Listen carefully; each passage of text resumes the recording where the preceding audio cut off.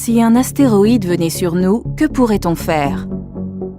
L'ESA et la NASA travaillent ensemble pour tester si la technique de déviation, appelée impact cinétique, peut réussir à le dévier.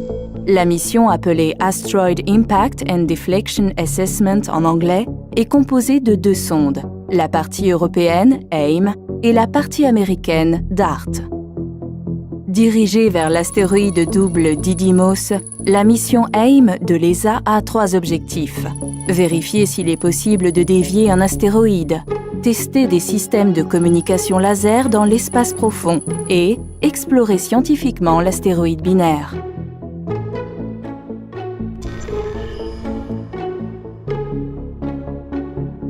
AIM sera lancé en octobre 2020 pour un rendez-vous avec Didymos en mai 2022.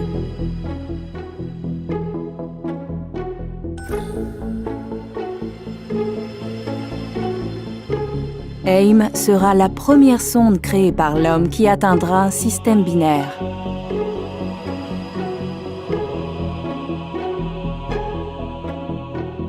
Le plus gros astéroïde a un petit satellite dénommé Didymoon.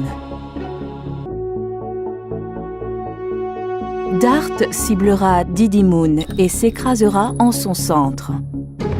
L'impact sera observé à la fois par AIM et ses CubeSats.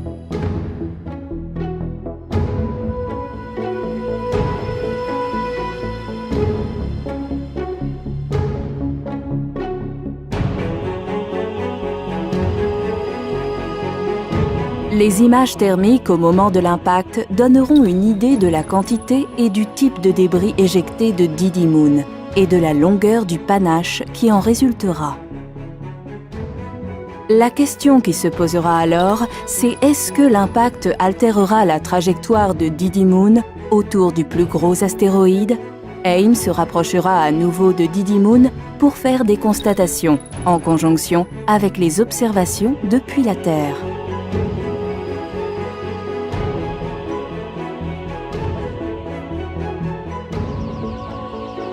Les images haute résolution d'AIM permettront d'évaluer la taille et la profondeur du cratère laissé par l'impact et de vérifier les prédictions des modèles théoriques.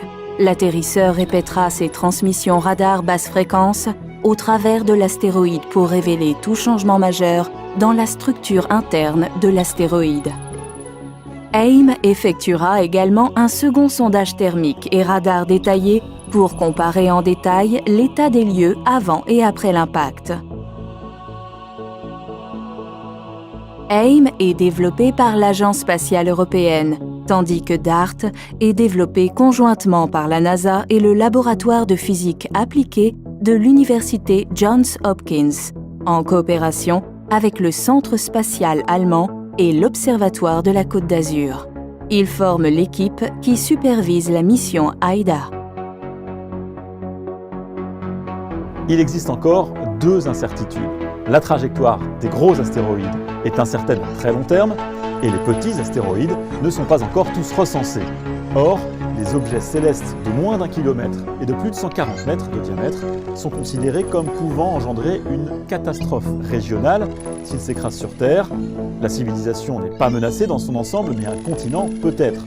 Voilà pourquoi les scientifiques travaillent à des solutions qui permettront de dévier la trajectoire d'un éventuel astéroïde menaçant. Donc en gros, on va taper sur un astéroïde pour vérifier si, effectivement, d'abord on arrive à le taper et ensuite si on arrive à le dévier de sa trajectoire.